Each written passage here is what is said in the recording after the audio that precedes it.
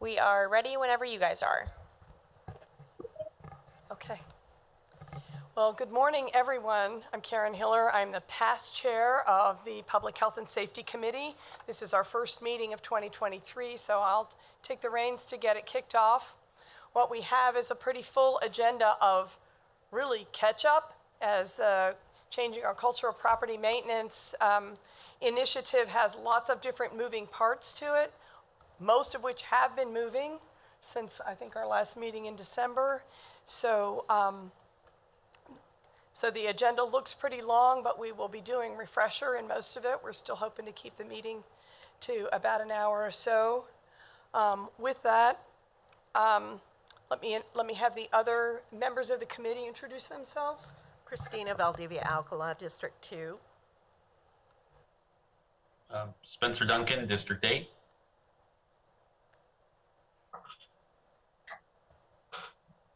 Brett, you're muted. Brett Kell, District 5. Thank you. Our first order of business before we get into the property maintenance issues is to elect a chair for 2023.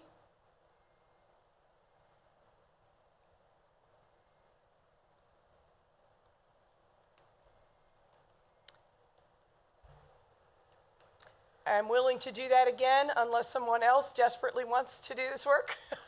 So, Chair move to nominate Karen Hiller. Second. moved and seconded.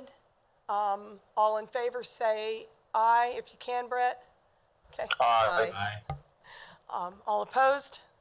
All right, got that done. Moving on to item 3 then.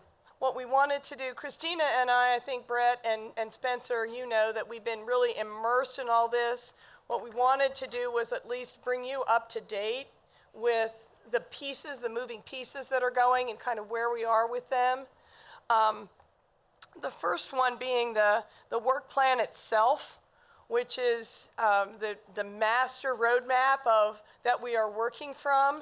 And Hannah Ulrig, who has been providing lead staff assistance for us, put that together, and we thought we'd get her to do just a quick introduction to everyone of that document.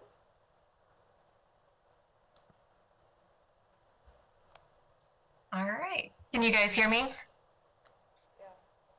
Okay. I apologize for not being there in person, and I will apologize in advance in case I get somebody barging through the door. I am at home with a sick kid who had a stomach ache this morning, so we'll see how that goes. But as you guys should have had printed out in your packet, so please correct me if you don't have that, or I can share my screen with the PDF that should have been included. We've been working on putting together a project plan over the course of this initiative that lays out not only the action tracks that are items such as the mowing program, but also encapsulates all of the May 8 recommendations from when Karen Black came and helped us with this initiative. So quick kind of overarching goal of this project plan is that it is truly a living document. So the teams have access to the live Excel that is in a shared location so that they can update it, provide comments, move dates, add items or adjust items as needed. So it is constantly changing. So what you have in your packet is a snapshot as of the end of last week. So items may have definitely moved since then and will continue to be updated accordingly. But going over what you see in the PDF, just to kind of give you an orientation of the spreadsheet, the first column is the goal column. This has really two purposes. It is to tie us back to the overarching 4 goals of this initiative, which I believe Councilwoman Hiller has already shared or will be sharing later. And so as you can see with the vegetation item, it tracks to our 4th goal as part of the overall Change Our Culture initiative. It also serves a second purpose, as you see on page 2, with the lead-in of R, ties back to each one of the May 8 recommendations. So that as we work through these and we talk through them, we're consistently reminded and grounded in what our goals and our purposes are of these different items. Moving forward past that, the next 3 columns are really about the task. So obviously there's a task title, that needs no explanation.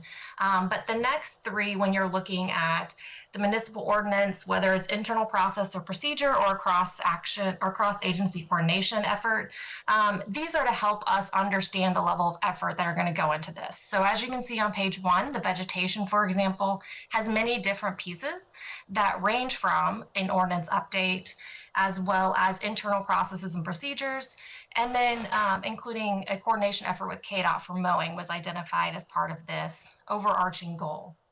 The next few columns, continuing going to the right, are really the task owners and partnering departments. So not saying that it's not going to be a larger initiative that involves other people, it's just who's really going to take on that ownership role and that coordination piece to help drive it forward. And then finally, going into the final section, there's a start and end date, as well as a task status and comments section. These are very fluid. So as you can see, not all of them are updated. We know that the intent behind this was a 5-year initiative. So going through and plugging in a bunch of dates without having them grounded with a stronger understanding was not our intention. More so to capture the ideas and make sure that we circle back on them on a regular basis to know where we want to engage different pieces and when we want to start and stop initiatives. So some of these items have been well underway, and the status will indicate whether it has been in progress, complete, or a number of other pieces along the way. As you can see, looking through that, we have items such as the neighborhood self-help model that is, neighborhood self-help model that is currently underway with the mowing program. I'm really excited as that continues into its year number 2. And then other items that are currently, completed, such as an alternative path for chronic violators as part of the May 8 recommendations. With that did include the LLC ordinance that was passed by council several months ago. Are there any questions about any of the specific items that you have seen in the plan up to this point before I turn it back over to Councilwoman Hiller? Spencer, Brett? Okay, well, thank you very much for that. For again, Brett is a new member. Spencer was on this committee last year and helped us tremendously. What we did for the notebook that you got this time was included, for instance, the first item in there is a reproduction of that initiative statement that was passed by the full body in December of 2021, really our marching orders from which the Karen Black study was done and so on. So we are not going to go through all of those. We added all of those attachments so you had a current set of everything, pretty much. What will happen is, and if you look through the work plan and have particular things that are of interest, there are so many moving parts that what we thought we'd do is do an overview today of the overall work plan and some of the active moving parts right now. And then Liz has us already set up, I guess, yeah, she's here, for monthly meetings from here on out. And as we work on what we'll get to, the vacant properties thing, which is to be a working process for this committee through the summer and into the fall. What my thought is to pull 1 or 2 of those smaller items that are either completed or in process so that we don't try to absorb everything all in one day. But again, if you see some things that you particularly had questions about, let me know, because they can be either Christina and I can answer questions, or they can be ones that roll up sooner than later. So with that, we've got the next thing we thought we'd just touch base on was the LLC ordinance, which, as Hannah mentioned, was passed, I think in December. And that included provisions for addressing repeat offenders, which comes up in a number of spots on the work plan. And is Amanda on board, or someone on behalf of the legal department? Matt's here. Amanda's tied up right now. Matt, say hi. Yeah, I'm Matt Boland. I'm sitting in for Amanda. I'm the Okay. senior legal advisor. Thank you, Matt. Thank you. Did you want to go ahead and are you in a position to give us an update on how that ordinance is working? I didn't get any information from Amanda about how the ordinance is working right now, so I don't have a good update for you. I Okay, apologize. well, we'll let you off the hook then. Thank you. In general, if the ordinance, the LLC ordinance, even though as governing body members, we all had it before, it is in your packet. It was passed, and I'm not current with what Amanda would have reported either, but my understanding is that the legal department was already actively using that in court to get people to show up for their docket hearings and respond instead of just move on. And that further, the repeat offenders pieces that were in there were of course intended to have people not want to be a repeat offender. City manager, do you have any more specifics than that? We are using it right now, so we've had our first few cases. Yeah, we're using it right now. We've got the first couple cases. We will put that on an upcoming agenda soon to get that update, but that was something that she felt we needed to get started with. Yes, and then you. Thank you. I would just suggest that maybe we can have a quarterly report on it instead of maybe every month for it. I would Oh, no, I imagine didn't mean it's every month, but okay. I would imagine this is still gaining traction, right? But it's going to be really interesting to see how the strengthening of this is going to show up in the year to come. So I'm not saying that you said every month, but I'm suggesting like a quarterly report that we Okay. can all have a paper copy of. How detailed that is, I don't know. I don't know if we'll just put 3 cases or, whatever, but that will give us that solid information that we need, so I would suggest that. yeah, I think as Thank you. everyone knows, again, Brett, you're a little newer to the committee, but still went through the council process. The idea was that both with the action agenda and the policy agenda, that we were pulling it together to simply prevent some of these repetitive problems that have occurred, either to disincentivize them or have people taking care of their own business a little better. Spencer? Yeah, I guess I would just formally request from the city manager, and I don't know if this can be either be a report that can be public, or if it needs to be privileged, that can be it from legal. But one of the reasons we passed that, besides helping everybody, was we have several very higher profile problems that we were trying to address, specifically those worst offenders. And I am curious, now that we're 6+ months into it, if that's actually having impact on those specific offenders. I know it's maybe working across the board, but to those couple that we were very concerned about and even had some public conversations about, if we could just get some report on if it's doing what it intended with those groups, that would be great. Good point. Thank you.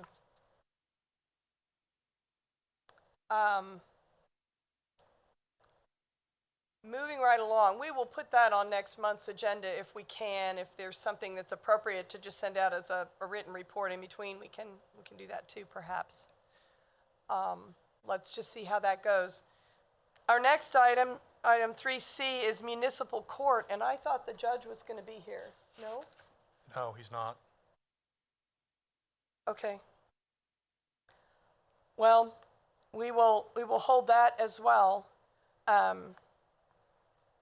You have Judge Tadani's memo in your packet. You can read through it, and we'll ask for how that's going too as soon as we can get that arranged with Judge Tadani. That included charging minimum court fees if things went to court, rather than having as part of that repeat offender thing in particular, but to have there be something at the end of the line instead of getting off totally. We'll let him explain it a little bit more.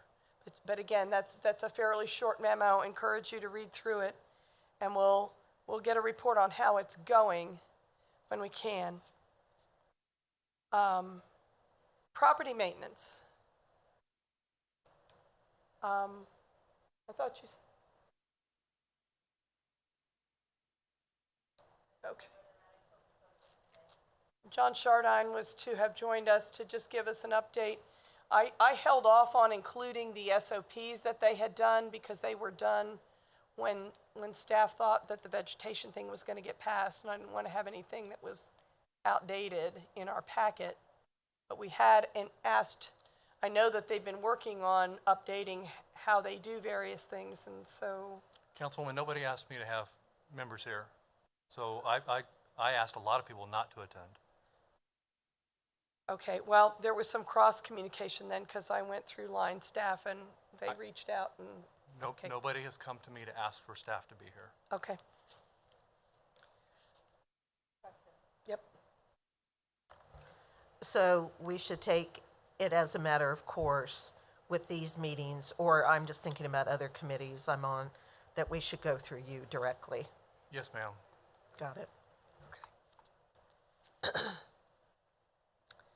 well. Spencer, sorry. So I guess this would be for the city manager, and I know John's not here, so you may not have the answer right away.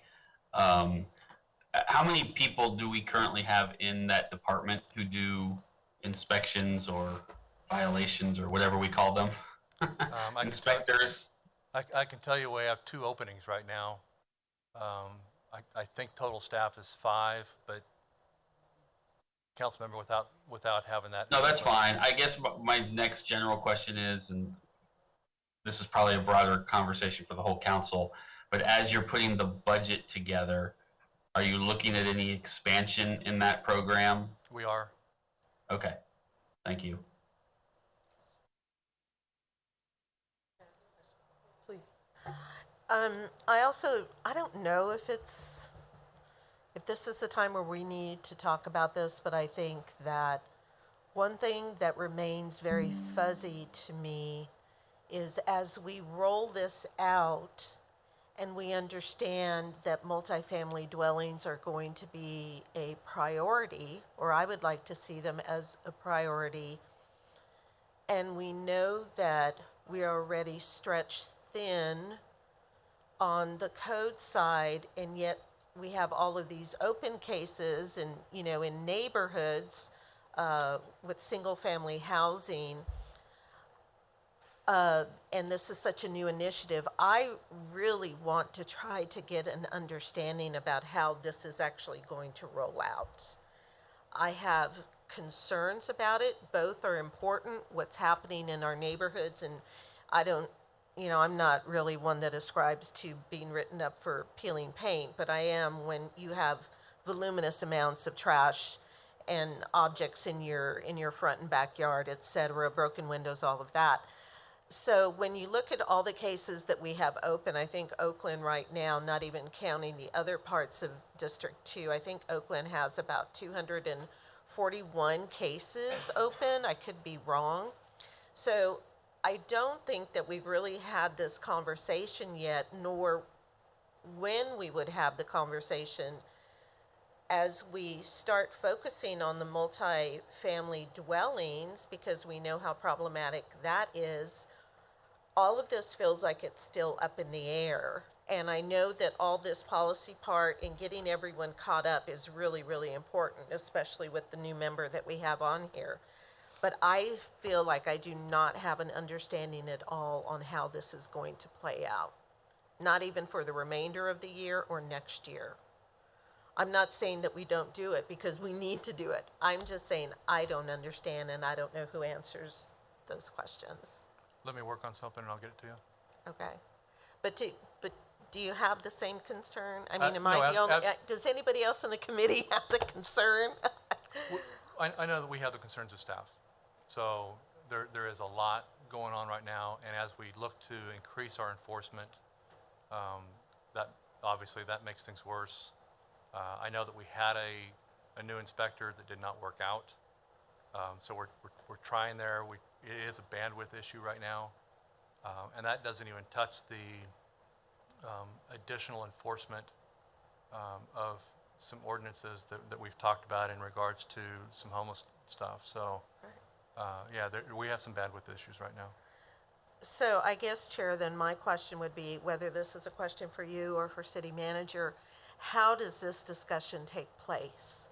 Does it take place in this venue? Do we talk about, since, we've passed we've passed the whole plan, right? I mean, the whole initiative, and we know we've passed the LLC component. We still have to talk and deal with retaliatory eviction. But is this something that the council talks out, or where does this dialogue happen? Because I don't know. I'm asking either one of you. Do we talk it here then, once you get information on what this may look like? I mean, I'm certainly willing to have that conversation wherever, whether it's here, whether it's at council, whether it's in small groups. Yeah, Yeah. okay.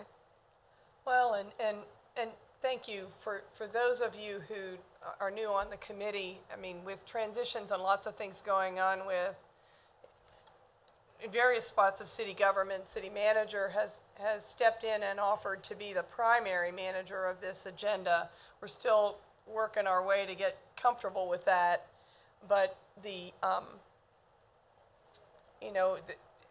with the best of intentions, last year we had one of these discussions with staff, but they felt we as council members forget about being on TV sometimes, but it was a new venue for them. And so if we need to work that in stages, that's what I thought we were doing anyway on this too, was just to make sure that if it's a work in progress and it's not ready for prime time, if you will, that we have those conversations in small groups but bring it forward when something's certain enough, whether it's informal or not, to share with the committee and be able to take it on up and let the council know in an appropriate way. We know that what we've taken on as a committee is huge. We don't want to put anybody on the front lines inappropriately. Right. We want to be able to catch Agreed. up. Okay, Yeah. thanks. Spencer? Yeah, I think just to Councilmember Valdiviacola's question / comments, I mean, that was, well, my very short question was sort of why I asked the city manager about current openings or possible expansion, because I think as we prioritize the budget moving forward, as we prioritize our programming, I mean, clearly I think many of us believe this is an essential thing we've got to follow through on: quality of life, clean up the community, all that stuff that's very important, while we're also trying to deal with not new issues, but growing issues.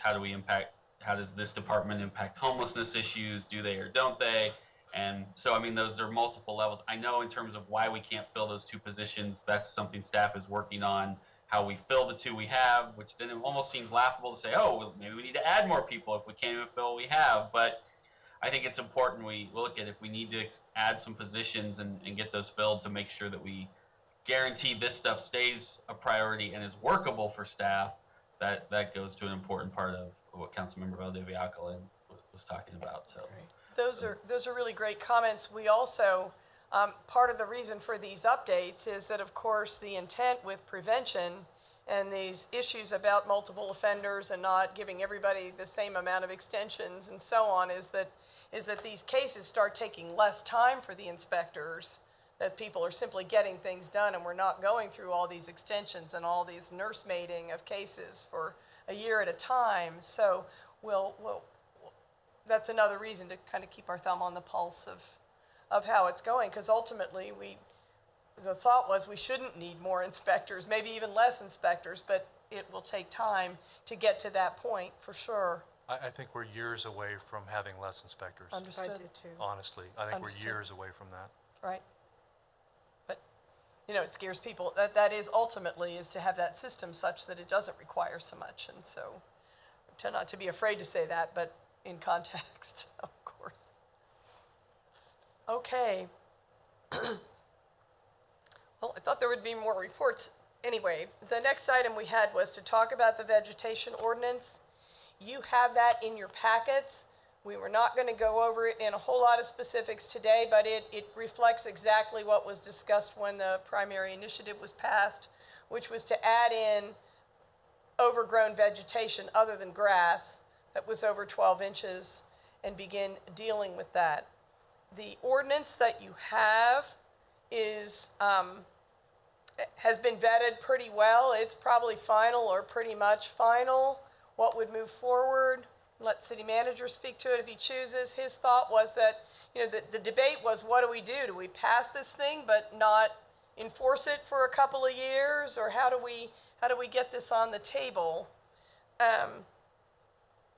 Because we know that there's enough overgrown vegetation that we need a major community strategy, not just to go out and start enforcing 2 days later after we pass something. We had talked about this before, but didn't have any final feedback from you or Amanda on legal status. So maybe You want to address it now? Yeah, a couple different things here. Okay. One, in work group settings, we've talked about doing a very aggressive community pride campaign to, if you would, take the Keep America Beautiful concept and applying that specifically to the city of Topeka. We have equity concerns in so much as, and I'll use honeysuckle as an example. Honeysuckle has, in a particular home, may have been overgrown for 10 years. And then for us to come in and suddenly start enforcing that's a challenge, especially for some of our most vulnerable populations. And so we've talked about doing this community pride campaign. The suggestion was we try this for 2 years. Certainly our communications director and I have had a conversation. We've got some ideas in regards to how we might be able to build a campaign for awareness. Gretchen's got some good ideas. And so we'll flesh that out. I have talked to the city attorney. It is her recommendation not to pass right now if we're not going to enforce. Right. And so our recommendation is don't pass anything right now. You can outline, and we have outlined what's in front of you as far as where expectations will be in a couple of years. But to pass something right now without enforcement gives us trouble when we start enforcing it in 2 years. So, thank you. So that's our recommendation. Outline the parameters, but let's go full blast with a community pride campaign, and hopefully we can make a dent through voluntary compliance. Absolutely. One of the questions that we had to bring this to the committee and back and forth with you was whether, okay, so we've got something that there's some general consensus on that's in a committee. Is that strong enough when the community says, what would the standard be? How do we, maybe we can talk about it further, but to get that up to the council and the public level, because people naturally say, well, what are you trying to get me to do? What's the goal? What's the expectation? And whether we need to have the full council having considered the ordinance, without passing it, so it's not enforceable, what do you do to put something on the table for that 2-year period? I think a recommendation out of this committee can be made to the entire council.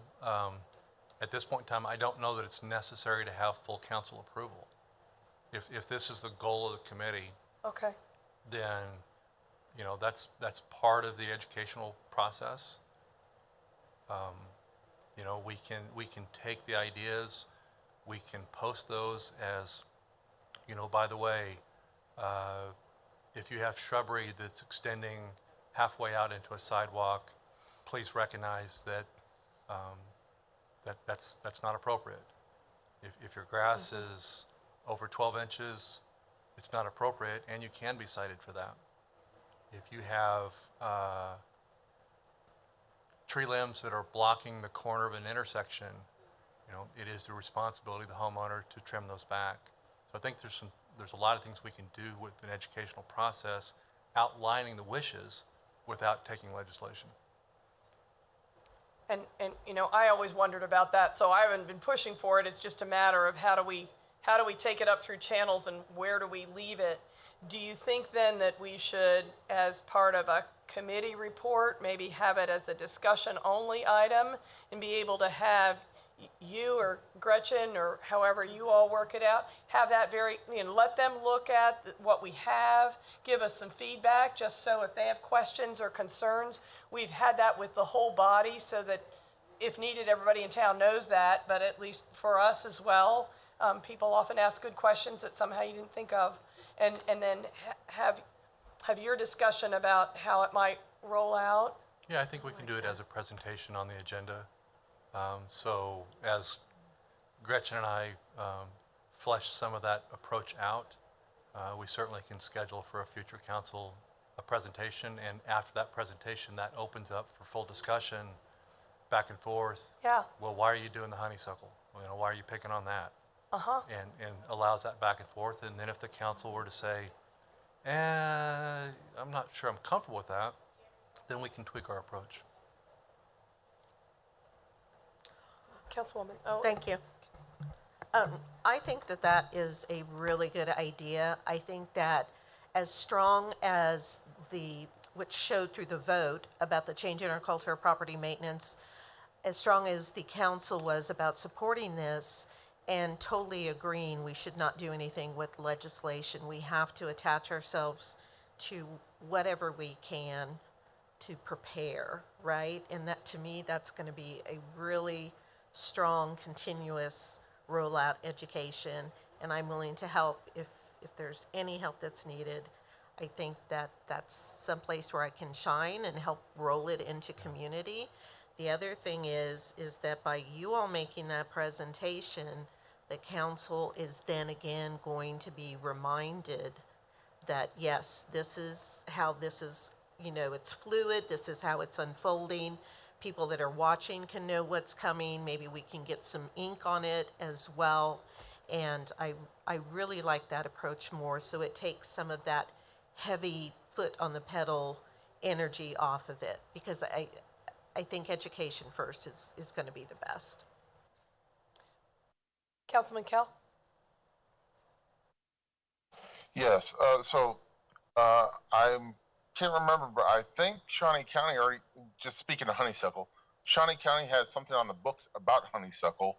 So I'm not sure we need to look into that, because I just know working for a landscape company years ago, that was one of our jobs that we did, was go out and eradicate the honeysuckle because it's so invasive. I would actually like to see us put something on the books with a grace period of maybe a year, 2, 3 years. So then people don't sit there in a couple of years if we decide to put something in the books, well, we had no warning. If we could sit there and maybe have it where it's a warning time period, this allows people to work on themselves and take care of their fence lines, their sidewalks, all that. Plus, it doesn't create a bottleneck in the landscaping business. Until I got on council, I did my own landscaping on nights and weekends, and I had people calling me every single day trying to get me to come out and do yard work for them, pretty much fence line cleanups, things like that. And there's just not enough people out there to do that type of work right now. So if we were to just, let's say in 2 years, put it as an ordinance, we're not going to be able to have the capacity as a city to have people out there, businesses, to keep up with the business. So this also allows people to save the money, because it's not a cheap job to do a fence line cleanup and things like that, especially if you're going through a full-blown company to do it. So it'd almost be, I think, better to give people a chance to know that, okay, I'm in violation, but I'm only getting a warning, so now I have a chance to, for the next 18 months, save up or work on the project or whatever, rather than we change it to an ordinance and they have no warning, and we're creating this huge bottleneck and creating more of an issue, I think, long term. Thank you for that. That's some good dimension and input. You're perfect to add to the committee at this point. You're raising the same issue we had before about somehow passing or making it clear. Maybe timing-wise, you can consider that, continue to consider it, but would bringing this up again this fall maybe be the best time, give you all time to work on that. And he's right. I mean, there's noxious weeds at the county, and then there's county extension who could help us probably. And what do you? Well, Councilwoman, it is the recommendation of our legal department not to pass legislation right now. If you're not going to enforce it, it is our recommendation, don't pass it. And don't even do a resolution of intent to get it all official. That's correct. Let's do the presentation to the governing body. Okay. That opens up for discussion. It opens up for general consensus. Okay, And I think with an aggressive education campaign, that we can share that intent that it's not, these things are not okay. okay, And so then in 2 years, when it is time to do enforcement, that's not a surprise to anybody. We've been telling you for 2 years, this is not okay. okay. Well, with that, and not wanting to rush you, when is a good time, when would you be ready? When's a good time to have that conversation with the council? It certainly would not be before July. Okay, And whether we can have it by then or not, I don't know. okay. I- Again, not trying to rush you, just that old work plan that we've got. Yeah, there's- Calendaring what we'll spend time on and what we'll work into the committee meetings as well as into the council. Yeah, let's, if we can, let's let Gretchen and I spend some time, Sure, and we'll get back to you with a time. okay. Okay. That's great. I'm gonna pencil it as just at least August/October so that we've got something in mind. Is that okay? It's fine. Okay. Any more on that, Spencer? Yeah, a couple questions. Because obviously things are going to get overgrown the next couple months versus the fall. I mean, that's when we're going to get a lot of the complaints. I do have a couple questions about how we handle a few situations. Obviously, public right-of-way, we send our folks out because it's our public right-of-way to clean up. I don't know how many of those there are that we need to work on. I don't even know. My first question is, I assume we do all that work internally? It's all our forestry and other departments who are doing those cleanups? The bulk of it is done internal. I think there are occasions when we consider outsourcing. Okay, I mean, I think if we think, I mean, this is just Spencer talking at this point as we head into those months, if, you know, and I know it gets costly, which is 9 times out of 10 our issue, but I think if we think we're falling behind, which is no fault of our internal folks, there's literally more work than hands on deck sometimes. You know, I think getting, the only way we may be able to catch up is to look at hiring some third party to help us with some of those projects, just so we can sort of get caught up, as it were, as we head into the summer. So that's one thought. I'm curious how we handle easements. I mean, I know easements are various homeowners' responsibilities, but I also know we've got easements across the city that just are not being taken care of by those property owners. And sometimes it's multiple property owners in a row who've just let it get out of control. What is it? Do we go finally take care of easements just on our dime? How do we handle easements right now, I guess is my question. So if we have a code violation, those homeowners, regardless whether it's 1 or 6 in a row, get a notice. If we come back for a reinspection, and we give the date for the reinspection, if that still is not done at that point in time, they may be cited. If we have to go in and do the work, then that expense is passed along. Okay. Yep, that was my question. Thank you, sir. But the trick is that right now, those easements that may be what you're talking about, the utility easements that are in between houses back to back, if they've been ignored long enough, they're overgrown with shrubbery and trees and so on that are more than 12 inches tall. So we haven't been writing them up for a number of years. Therefore, they've gotten bigger. And we're only writing up grass. And so that, again, is figuring out how we work those two ends against the middle to get them done. You will see when you read through the ordinance that there's simply, in simple terms, there's a description of what kinds of overgrowth would be included in that over 12 inches vegetation, just to make it clear what we're talking about. And then there's a provision that if you've got a fully undeveloped lot, that you still have to get it mowed 15 feet away from the curb, back in, and that will be different. That will be a definition that we haven't had. No, I'm just thinking even of the more practical level, and it's total catch-22 for us, to be honest, and I recognize that, in that we've got some of those problems that have become bigger problems over the years, and the reality is they need cleaned up. The problem is we are also very much understand that some of those folks, it doesn't matter if we have to go in looking at some of the costs we've been given on these, and let's say to clean out that whole easement and do it, it costs us $8,000, right? We can bill those folks all we want. They don't have the money to pay it, which is part of the reason they haven't gotten it cleaned up in 3 to 5 years. Right. And so at some point we have to decide, I guess, as a city, which of those are we willing to finally go in, clean up at our expense, and give them we've done it this one time. It's manageable now, but I swear if you don't let it, we're coming after you, versus also not sending the message that just let it grow long enough and the city will eventually come clean it up, right? That's our catch-22 Exactly. that I know staff deals with constantly, but I do worry that we may have some situations that are just really getting out of control, but also I understand people just can't afford to chip in to help us pay. So don't have the answer at this moment, but I know, it's probably some more internal discussions we need to have about what we're willing to do in some of those really high problem areas that we're starting to see, which we're going to see in the next 30 days as it keeps raining and the summer is here. So. Right.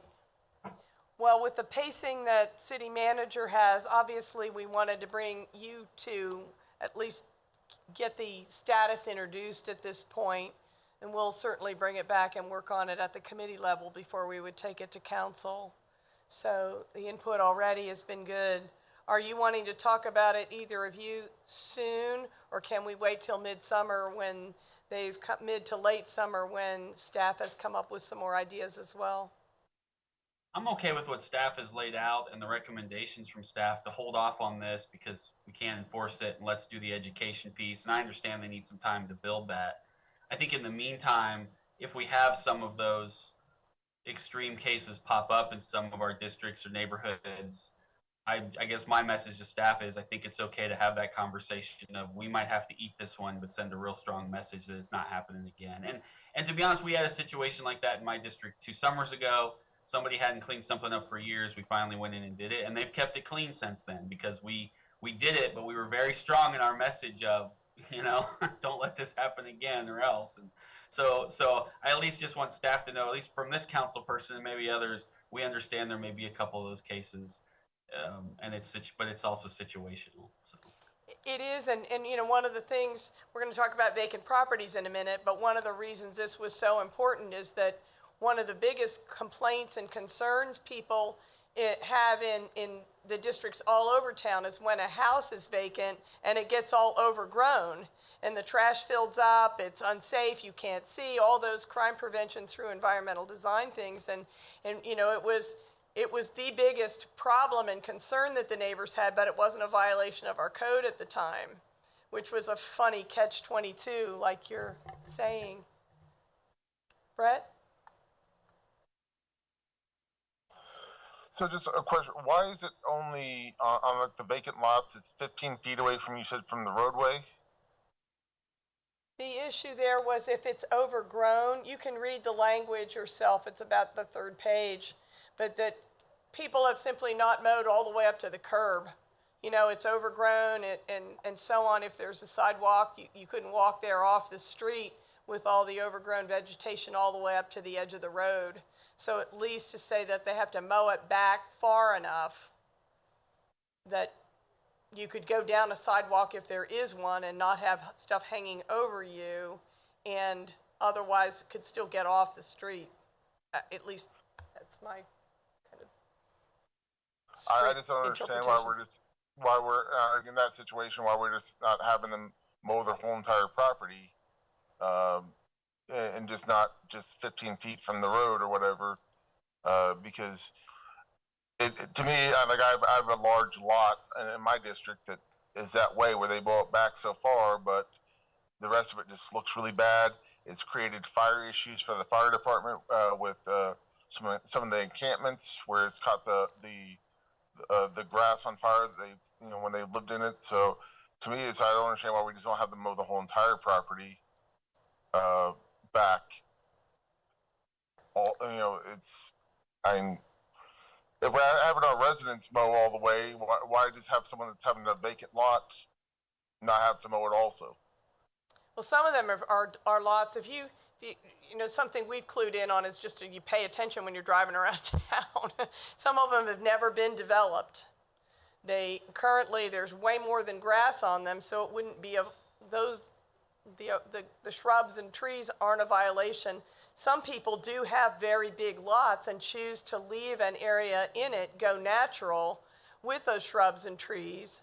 So we had to think about that also. And the Well, city itself lets things grow. It's in essence, it's an abandoned trailer park. They took all the trailers out about 5 years ago, actually about 3 years ago, and now it's become an overgrown lot at like 37th in Kansas, right next to the tracks there. And so to me, it looks like an eyesore when it's how much it is overgrown now. Well, good points to bring back. City Manager. Chair, I think Deputy Director Ulrich can help respond to his questions. Okay. Thank you. If I may, Councilman Kell, part of the discussion around the 15 feet back was a combination of staff recommendation and May 8, and discussions we had with the May 8 consultant, Karen Black. So the ordinance is written for lots that exceed 1 acre. The vast majority of our city lots that are surrounded by neighborhoods don't exceed that. So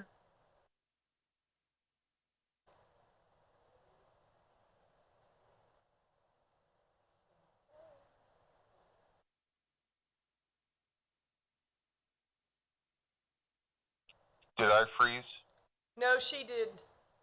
Okay. safety perspective. So that if you're trying to go around a corner or from a visibility standpoint, people aren't as concerned. Hey, hey, Hannah.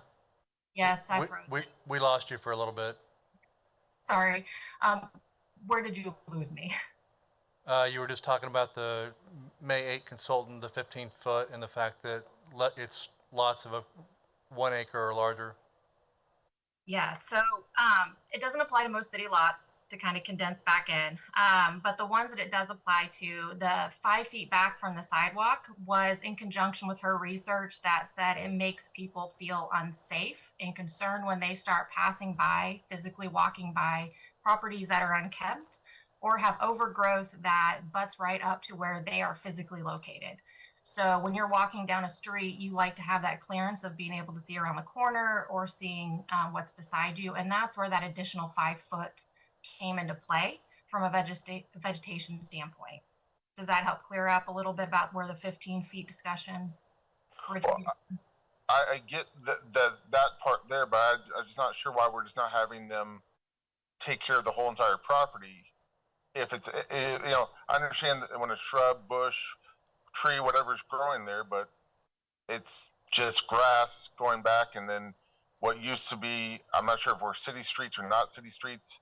It's in essence a trailer park that about 2-3 years ago they shut down completely, pulled all the trailers out, and it's become more of an eyesore than anything. And then I just know when we're talking about making Topeka look better, when we have open lots like that kind of just, they become dumping grounds also because it's a well hidden area, so someone can go back there and dump because the grass is tall. And it's just, to me, there's a lot of concerns with this, not having them take care of it all the way, because if we have them take care of it all the way, then a lot less problems are going to happen. You know, like I said, there's been fires started, grass fires, dumping of tires, couches, TVs. I drive back on this property every so often just to see what's going on, to see if I need to alert the city or anything. But to me, it should be, if me as a property owner in Topeka, as a house, I need to make sure my grass is maintained. We need to make sure that other properties are maintained to that certain extent also, because it becomes a safety issue, I think, long term, if we just continue to let them have that tall grass and dumpings happen, fires happen, and other things, other activities are happening back there that aren't being able to be seen because the grass is so tall.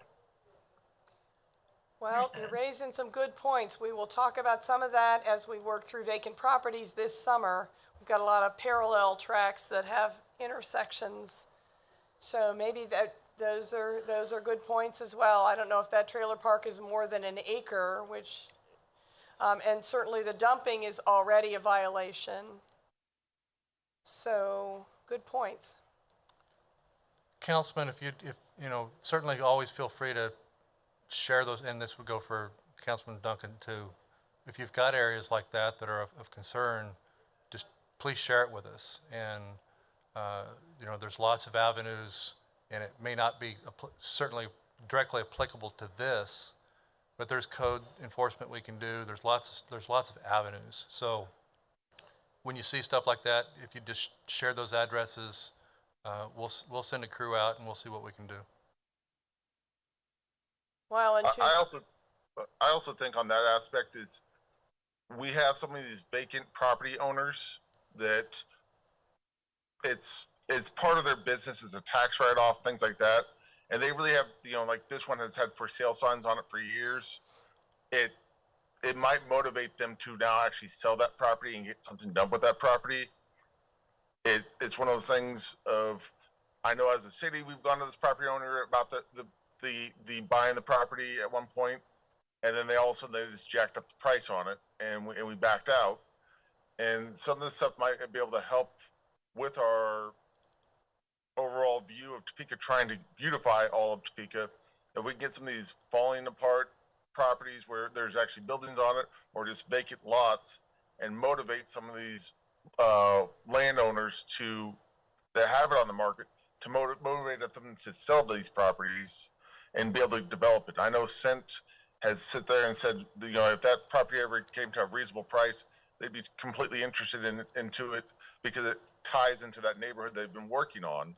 But it's, to me, sometimes we're just almost allowing, you know, like how we allow White Lakes just to just fall apart for years. There was no motivation for the owner to get rid of the building, sell it, develop it, or anything.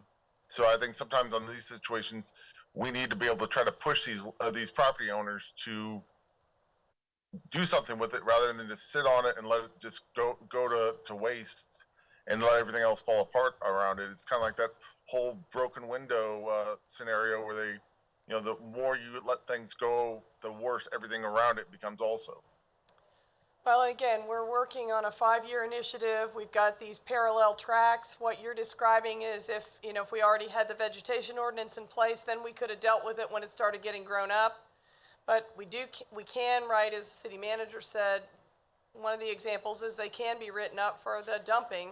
One of the solutions to the dumping is to mow it. So even though we don't have, clear it so that it's not as inviting. So maybe in this interim, we can still work on some things like that. Sounds like we framed this out okay, and some really good fresh input from you all. We'll do a touch and go on the retaliatory eviction ordinance unless there are questions. You have a copy of it in your packet. That has been worked up to be pretty much final. The most recent steps we have taken with that one, having worked on it with Amanda and Christina and me and various some conversations up to a certain point where we thought we had a draft ready to go. We sent it out to the Shawnee County Landlords Association and the Apartment Council of Topeka, as well as a group of 6 most active nonprofits that are affordable housing related for comments. And we got back a substantial number of comments.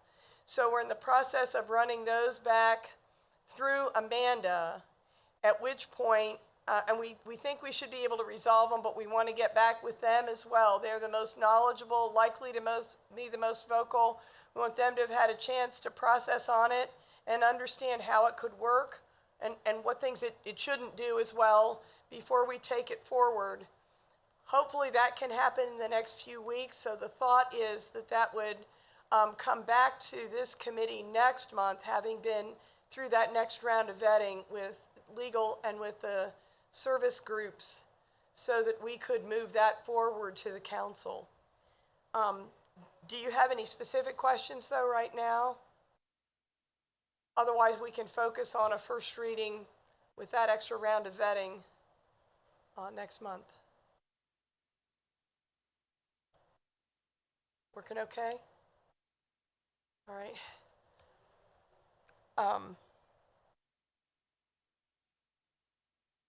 Mowing initiative.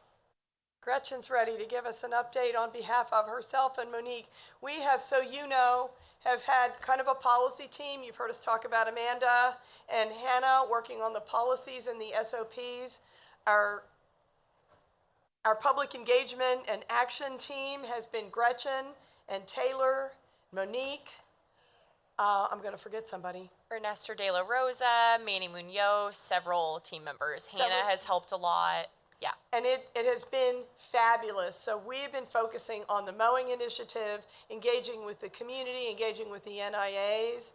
We picked out just a couple things that we thought would bring it alive for you today that Gretchen's going to handle. Yeah, absolutely. Thank you, Chair.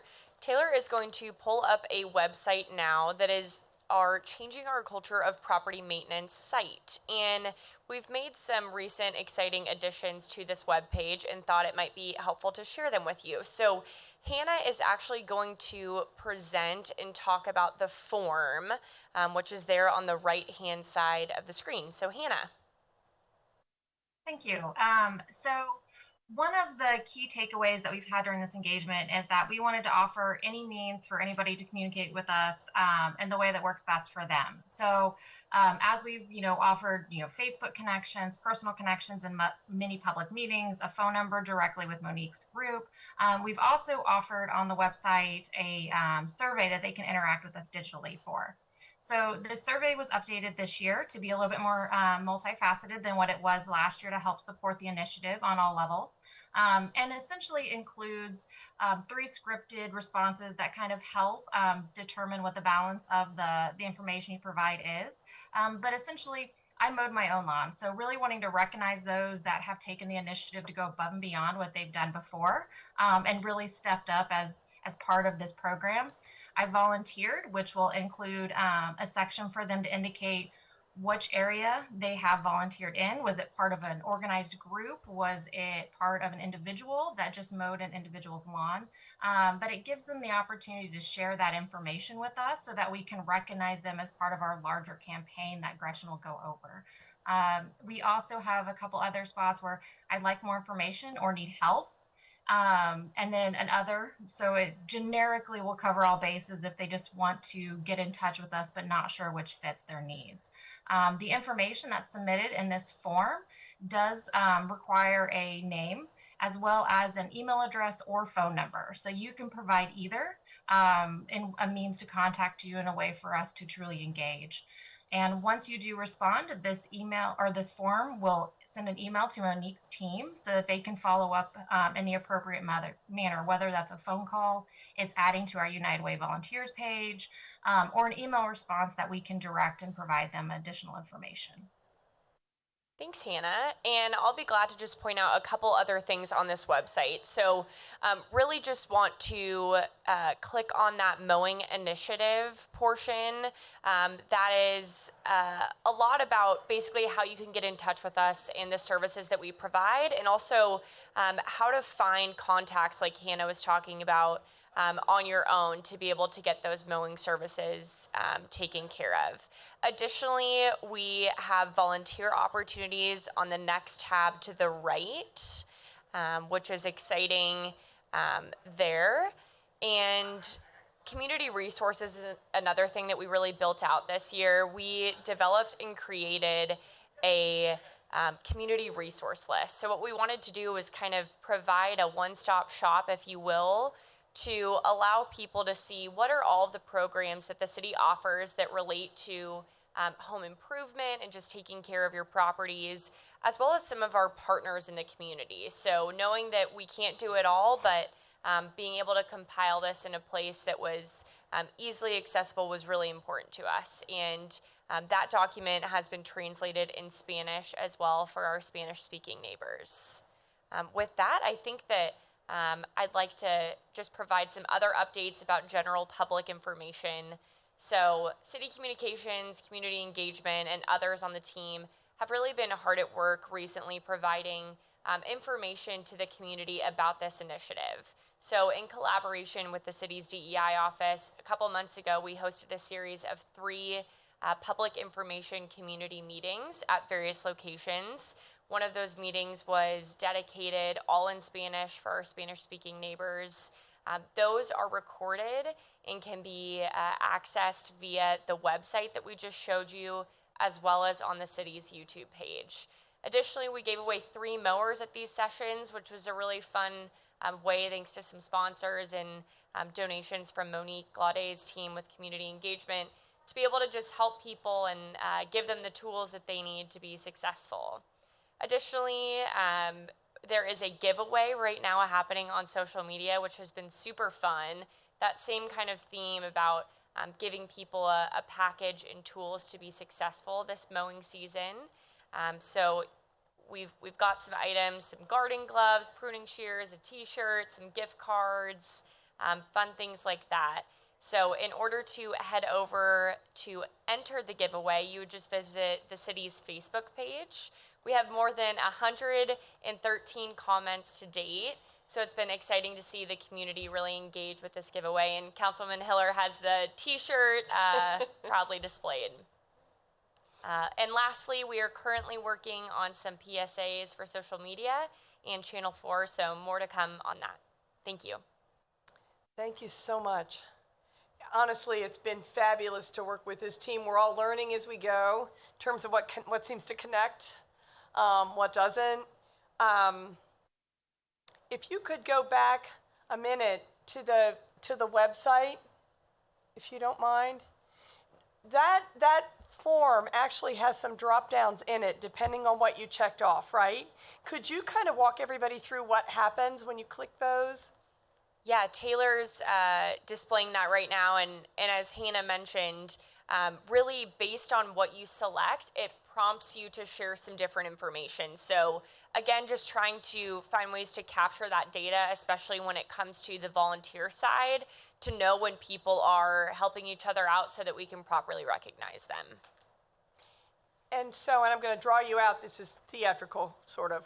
If somebody, we've got a partnership with United Way for volunteers to sign up and also for people that need some help to submit. But often people aren't quite sure about going straight to a website or whatever. So we've set up a protocol that anybody could either submit that way or call the phone number. That's correct. 368-9530. Yes, and it's displayed on that website too, so you can't miss it. One of the things we've talked about, particularly Christina and I, is, what do we take forward to the council? And I'll address this to Spencer and Brett in part, to kind of bring them in on this mowing initiative. And we were wondering if kind of what Gretchen just delivered, an introduction to that website and how easy it is to get on there and find information. You didn't go through the beginnings, but those first couple of tabs actually have links in them to almost everything we have in our notebook. Anything about the mowing program anyway. So there's just a whole lot of information if somebody wants the background, but it's a great one-stop shop and includes that phone number prominently on those housing resources lists as well as that sign-up page. We were wondering if that might not be a good presentation to we're doing so much, not to overwhelm it, but to take to the governing body as a whole so they were aware of that resource to use or to refer people to. Your thoughts after just being introduced to it might be helpful.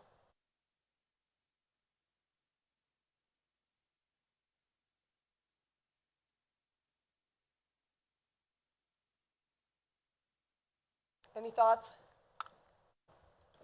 We're wanting people to turn to volunteer, to encourage groups that they know of to volunteer to help mow, either to find places that they already saw were overgrown that they're willing to volunteer and just go out and do it, or if they want to be linked up with someone who needs them to come to have a place to turn in their name so that they know about it. Also for our colleagues on the council to be aware that even though this is targeted at LMI neighborhoods, and 5 of us have LMI neighborhoods, designated LMI neighborhoods in, but people that are low and moderate income or that want to volunteer from anywhere in the city can be involved. And we want to do as good a job as we can about communicating that to our colleagues and the public.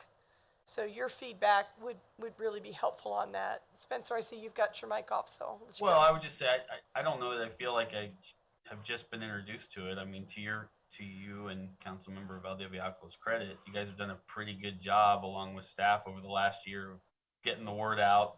Last year being kind of the first summer, this year being maybe the real first full. Now that had a year to put it together, Okay. and so between your various meetings and the information that's been put out, and I've tried to do my part to share whatever I can through social media or the stuff I put out. So I mean, I will say I think it's been a pretty good job of letting the folks who know it's out there. Obviously, we need to keep doing it, but I mean, I don't feel like it's something. And I've talked to some people who've said, "Oh yeah, I've heard about that." They don't exactly know what it is yet, but they've heard about it, which is half the battle, right? So I give the two of you folks and staff a lot of credit for doing a pretty good job so far of spreading the word. Well, thank Yeah, you. and Sometimes we feel like we're in the bubble and we don't know. Yeah, I want to ditto what Spencer said. It seems like you guys took over a very difficult situation, and you hit the ground running and started very, very well with what you've done so far, and it seems like it was a success last year, and it's just something to be built upon that has been very well thought out and planned out. Okay. Well, maybe rather than taking council meeting time, just sending out something that would provide people some links to the page and some things like that might be the most appropriate next step then for mowing. Okay. Because what I'm hearing is, no, we know about it, but reminders might be useful and most effective. All right. Thank you for that. And thank you, Gretchen. And honestly, Gretchen, as she organizes the meetings, gets them all set up every 2 weeks, gets everything going. She's been wonderful. Hannah as well. Okay, the last item that we had on this changing our culture agenda was vacant properties. That's got a lot of moving parts. We all had a draft checklist of items to address in your packet. Did you have a chance to look at that? Otherwise, we might want to bring that up. I think what we want to do is make sure that anything, it seemed that rather than Christina and me working on that, just the two of us with some select group, that vacant properties has been pervasive enough. It's related to code. Bill Persinger is here for a while, certainly related to homelessness, related to the policing and the fire involvement in what we're doing, and that both what the issues are and what the solutions are might be best addressed in more of a progressive session by session. Let's make sure we've got all the moving parts.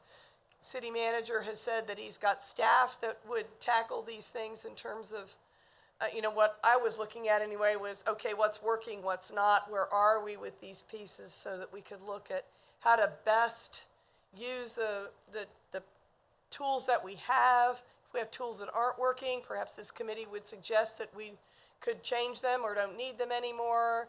If we come up with tools that would work, such as the land bank, which was passed on Tuesday night, what pieces is that land bank gonna bite off at first, and just kind of see where we are. City manager, did you want to?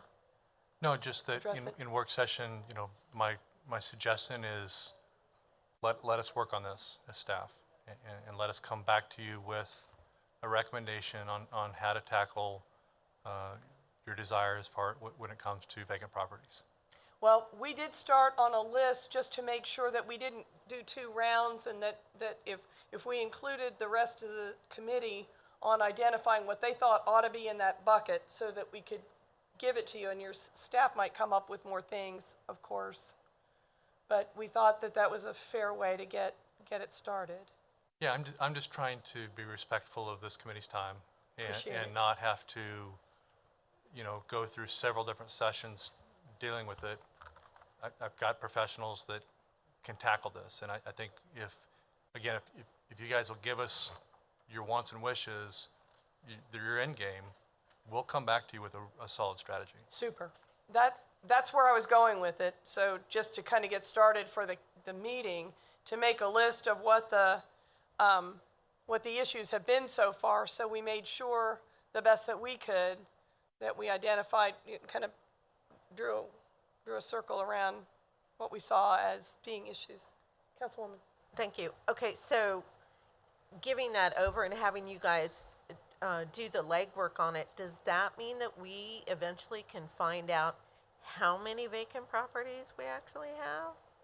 Yes, Because ma'am. I know there was some uncertainty with the housing study. Didn't it say something like 4,500? 6,000. Oh, 6,000, sorry.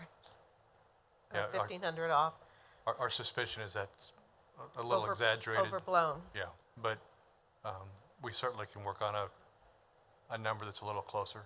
Okay, and I'm sure that's gonna take a lot of work, but just to get that game plan out there is gonna be good, and I think it's wonderful that staff is open to doing that, so we can kind of tackle this together, us on this side, you guys on that side, come together at the meeting time. And I don't know, Steve, if you looked through that list before this meeting and had some feedback for us, what we did was included it in the packet so that, because there really are so many things that have come up. Brett and Spencer, I know you're online. Do you have it handy, the list? Yeah, I guess I'm trying to get quick clarification on the process here at this point. I mean, are we starting this conversation a little bit today? Are we just talking about the process we're going to use moving forward to talk about some of this, and we plan to start this bigger conversation at the next meeting? Because I don't want to jump ahead or miss my window. Either one. I'm good either way. I just want to clarify where we're at as of this moment. Well, it sounds like, Steve, that the city manager is eager to have us define the issues or the moving parts that we see, and then put together a staff team to investigate those and come back. Okay, And so, so- then I have a couple thoughts. Okay. For the cause. So I've seen what you've sent, and I think there's a lot of. I don't have any disagreement with anything that's in what's in the packet or the information. I guess a couple areas that I seem to notice are, I think we need to do a better job. I don't know what the path is of figuring out our process when we claim we're stuck in terms of dealing with a property. It's in a trust. We claim we can't find the owner. We don't know what to do. So we just sort of throw up our hands and say, well, it's just going to be vacant, I guess, because we don't know what to do next. We've got to figure out how to get past that block, whether it's more attorneys. I know, God knows, nobody wants to talk about more attorneys, but right, or whatever that is. But so that's one barrier I see that sometimes gets us stuck. The second thing is, I think our plan for how we deal with residential should probably be different than how we plan to deal with commercial, because there's different variables there. There's different ownership pieces. There's different circumstances. You know, there's a big difference between someone whose grandmother died and they're still holding on to the house because they don't know what to do versus commercial property owners who've just decided, I just don't care. I'm just going to let it sit empty for a decade, right? So maybe some differences, some nuances in those two distinctions. And then my third thing is, I think at some point we need to bring the county into some of this discussion, or how we want to deal with the county, because one, we know we have properties and no program we have currently will solve this complete problem, whether it's other programs we have, whether it's the land bank is. We know there are properties out there that have been sitting on the tax rolls eligible for tax sales for years. And because of the fears of what to do with those if they don't sell, they just continue to sit there, stay empty, be behind in taxes. We've got to bring the county into that conversation to how we can help each other work through that issue. Because I don't know what it is, but so those are a couple things I think that I've noticed as blocks to our problem on those vacant properties that I think we need to address in some form or fashion. Thank you, because I think in general, those are addressed on this list, but making them more specific so it's real clear is Yes, important. we have some action plan. Our staff comes back and says, we don't know. County doesn't want to talk to us. I don't know what it is, right? But, whatever. Then we send you, Right, that's right. City Manager. So Chair, Councilman Duncan, to your first point, we actually have a strategy in place. Had a conversation last week with a local attorney as far as how we might go about that. Some recommendations have been made. Certainly our city attorney's involved also, so we do have a strategy. Great. I Is know that that's a pain. something It's a we can legal share pain. at some point? At some point. Okay. Because I agree, that's been a real problem, and it's been handled differently in different situations, so I'm glad we're coming up with something that's, Councilman Kell, did you have anything to add to this? No, kind of same with what Spencer said is, looking at the difference in the residential versus commercial idea is something that, to me, is something that I kind of brought up earlier, was we need to look at some of these things where we just don't have these properties just sitting there with no intention to do anything to it, and it's more of a tax write-off for them, or helps them with their other businesses, look at things in that aspect. Okay. City manager, when Hannah gave her presentation earlier, the sections on vacant properties in the work plan are largely vacant, because we knew we were going to focus on it this summer, or that's been our intent for some time. But the parameters of who was going to be assigned and what that pace might be are blank. And so with this list and the extra notes, if we hand that off to you now, maybe when you process it and with your however that goes, you could then kind of feed back either to Hannah if she's going to continue being the keeper of the work plan, or one way or another, give us an idea of what pace you think you could work on. Yeah, once we totally understand what it is the ask is, Okay. we'll start cranking on it. Do you need more from us about the ask at this point, or maybe next month you need clarification? What do you need? I know what was defined in the May 8 plan. Certainly listen to Councilman Duncan now. Well, you know. we have a two-page itemized list of things that he was looking at that are in the book, and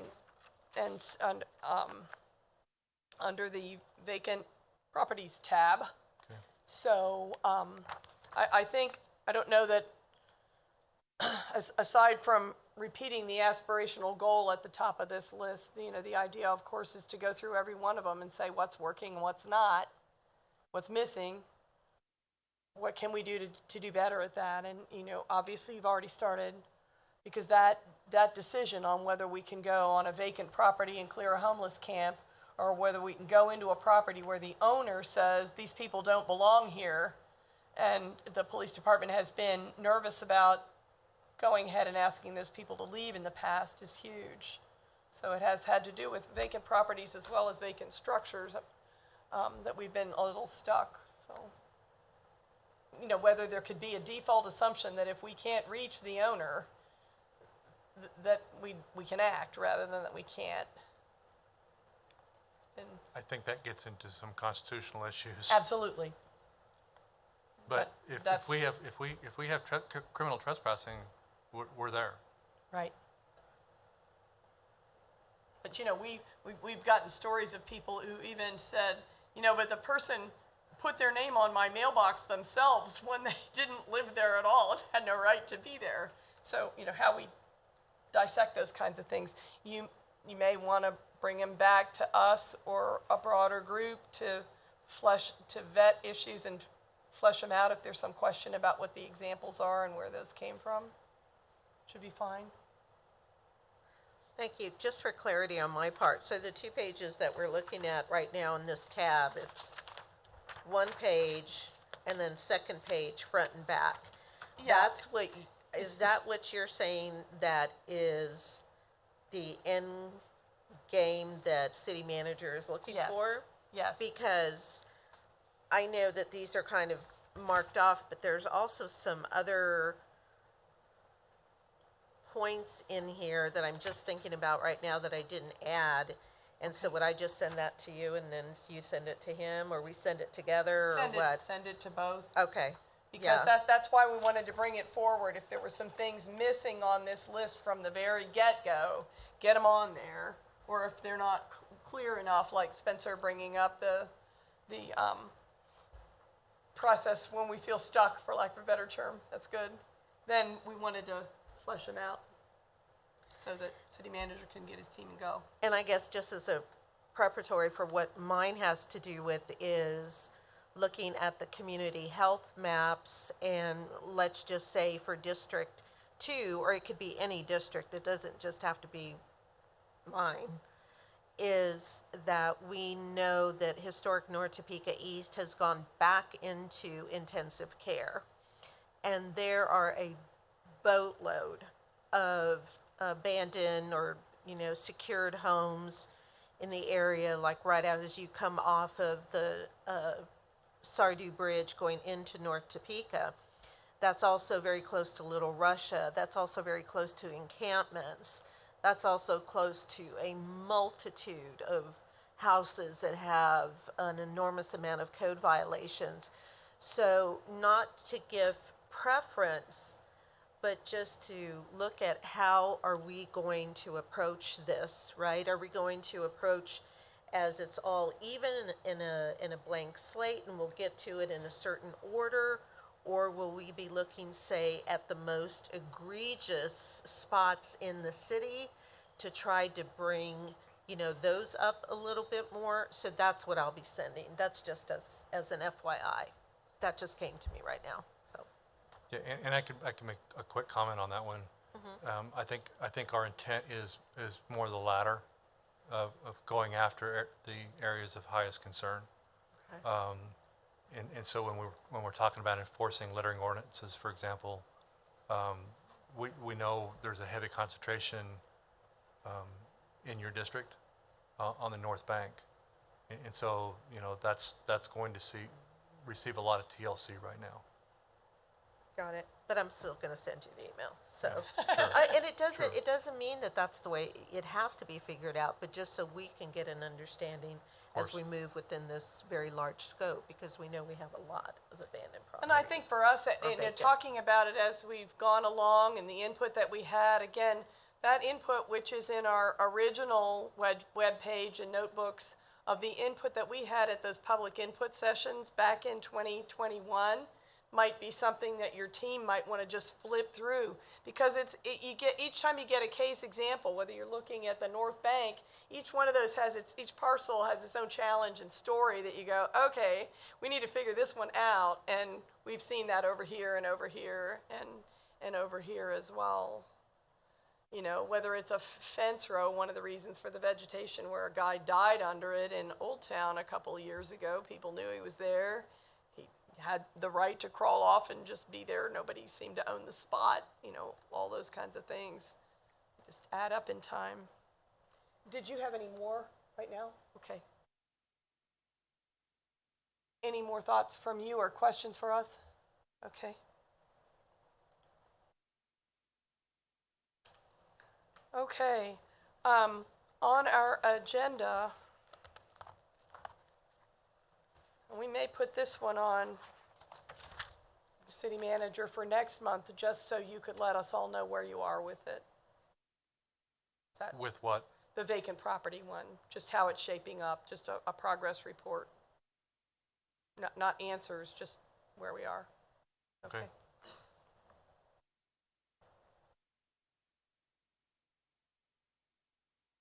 In terms of other reports, the thought that I had when I did the agenda was, and with some consultation with Councilwoman Valdivia Alcala, was that we know now that the land bank may be starting, that it's its own self, but it too will have crossing, maybe progress reports that are worth mentioning regarding vacant properties or other things, depending on how it develops. Same thing with the homeless initiative, where things have already gotten started. There's been a summit.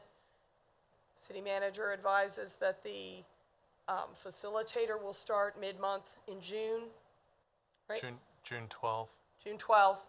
And so not to have them overwhelm the agenda, but we know that we are working either parallel or connected in many ways with these other initiatives. So if there is anything anybody wanted to report other than what I just said today, fine. But that would be a place for us to make sure we're staying connected with the other initiatives that are going on.